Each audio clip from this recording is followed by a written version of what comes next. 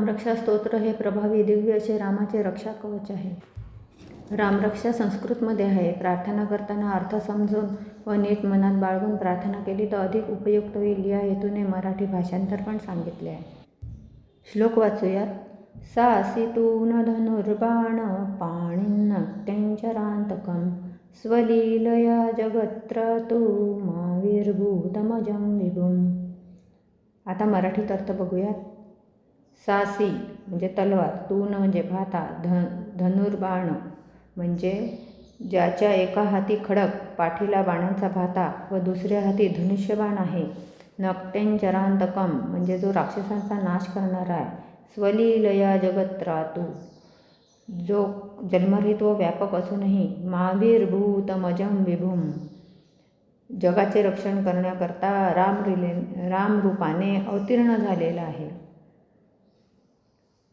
आता पूर्ण श्लोक पाहूयात मराठी अर्थ. ज्याच्या एका हाती खडक, पाठीला बाणांचा भाता व दुसऱ्या हाती धनुष्यबाण आहे व जो राक्षसांचा नाश करणार आहे. जन्मरहित व व्यापक असूनही जो परमेश्वर जगाचे रक्षण करण्याकरता सहज लीलेने रामरूपाने अवतीर्ण झालेला आहे.